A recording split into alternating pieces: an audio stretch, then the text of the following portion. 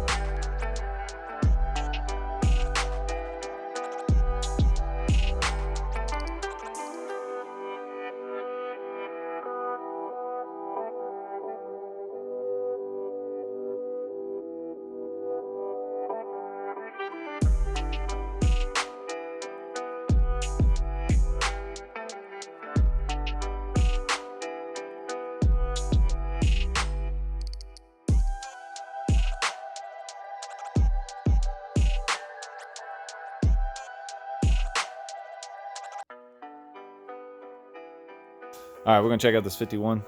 Like, it's got a 5.3 Whipple setup in it. Pretty nice little setup.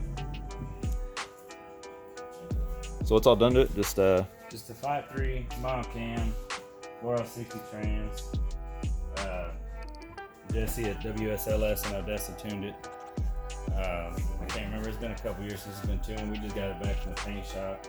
They took a little bit with it, but now we got it back, trying to get all the kinks worked out so we can get it to the owner. Heck yeah. He's ready to have it back.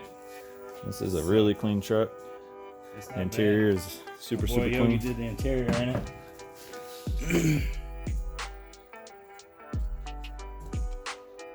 Super clean. Interior is mint.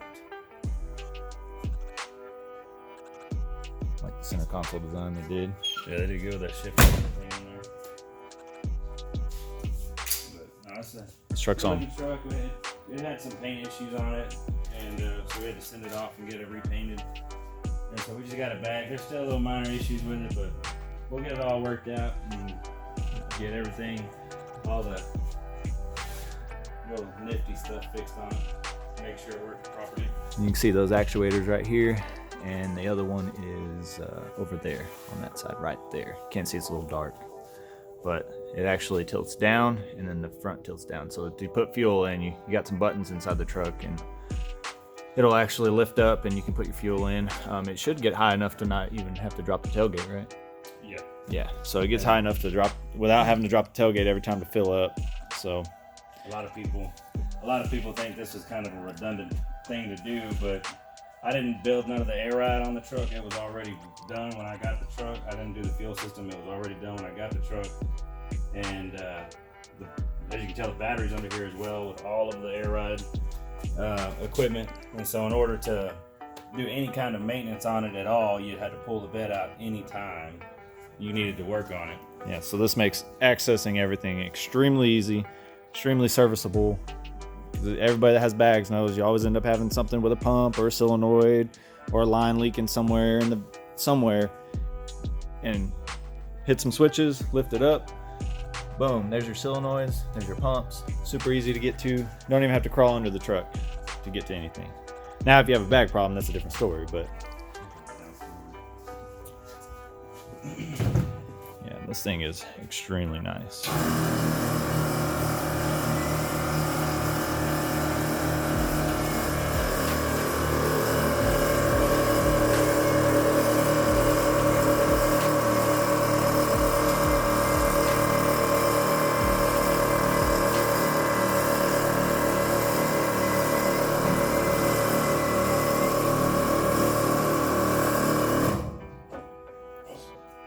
And you're going to get some faster actuators for this, so it's a little bit quicker on the drop. Not so on the sluggish side, but it's nice because now it's got a latch in it. So if you need to lock it up, you don't want nobody to rip in there and steal your bags set up or your fuel. Nice hidden latches too on this truck. It's a really nice truck. It's done up really good. The bed setup came out amazing. Appreciate it, man. That was the first time I've ever fabricated anything, especially anything that intense. Didn't realize how much work that was going to take. It was just an idea, and I was like, I can do this. Yeah, and coming up with something that wasn't going to set and scratch the bed as it came up, something that would kind of lift out of the way and then come up, so it made it a lot easier to access things. It was definitely a pain to get the geometry of it right, to actuate it right. Yeah. But now that I've gotten it all back together, I've tightened up some clearances on some of the hinge work that I did before, and so now I'm going to get some stronger and faster Heck yeah. actuators for it. That way it opens and closes quicker and just a lot smoother, hopefully. Yeah. So, Cool. but I didn't want it'd be a pain to have to pull the bed out every time to work on the air ride stuff. Yeah. And so this was the easiest way I could think of doing it, and it worked out. Cool. So, All right. Cool. Okay, let's talk about this thing over here. We got this. What is this at? Oh, talking about the 89 LandRover 110? Yeah, this is a D110. I used to own a D90 back in the day. 85 D90 diesel. NA. 65 horsepower when it was new. This thing is the turbo model, so it has a little baby turbo, and then it has a little baby intercooler for it with the little radiator setup and everything. I can't remember what the power rating was exactly on these, but these are kind of like UK's Cummins diesel. These things were pretty popular, or they still are actually. These went from I can't remember exact year. I want to say 83 to 16 in this body style, and these things are very sought after, very expensive too. Now they are getting extremely popular, and this one is going to be LS swapped. The diesel is going out, and it is getting a L83. It's going to get an L83 with a 6L80 in it. So we got the setup here, and there's a company that does make the mounts, and but they're welded, so he's going to have to do some fabricating on that and redo that. But now the manifolds, on the other hand, that nobody makes the manifold setup, right? For the L83 swap into the D110. Yeah. The older stuff, 5.3, 6.0s, they make swap headers for those. I talked to the owner of RW Engineering in California the other day, and he's the guy I got the mounts and stuff from. But he was telling me that they're working on castings right now, but nobody has made a set of swap headers for it at this point. Yeah. And so that's going to be a whole another story once I get the mounts in. They ship Friday, so hopefully beginning of this week we'll get the mounts in, we'll get this motor pulled out. We'll get the adapter plate put onto the trans, because we have an adapter plate that runs a factory transfer case that'll run, that'll operate, as factory. Yeah. But still, we're keeping a right-hand drive. We're gonna put AC on it. I ordered the stuff for the air conditioner from the UK or Australia, I guess. No. It is UK, right? Yeah, UK. Yeah. So actually, my old Land Rover had that a guy I sold it to ended up doing a LS swap in it as well. He did a 4-wheel drive, I think a 4L80 setup. I think it was a 5.3, could have been a 6 liter, can't remember. But it's makes me miss this one right here, makes me miss it. And this one is what'd you say this was, a 90? 89. So it's got the nice roof rack on it, and these things are freaking awesome off-road. They're all aluminum too. This whole body is aluminum. They're not steel, they're all aluminum on these things. So You just taught me something. I didn't know that.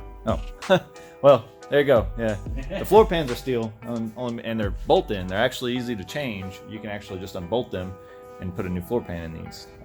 They sell them. I can't remember. It's been long years since I've done mine. Looked into stuff like that. I should say on mine. But yeah, if y'all like these builds, some of these builds that we're going to be following, this is one of them. He's going to be doing this. Him and another guy, Buddy Rodman. He's going to be doing this stuff. And this is his shop. He does it for a guy he knows, and we're gonna try to follow along as much as possible and keep up with the progress. So if you ever want to do an LS swap in your Land Rover, if you own one, or if you plan on buying one, decide to do an LS swap, got some videos to check out. If you want to like, subscribe, and keep updates, just hit that bell notification, and then we'll try to keep up with everything. Okay, peace. Also, we're gonna follow this build too. This is a Coyote swapped 6R80 Bronco.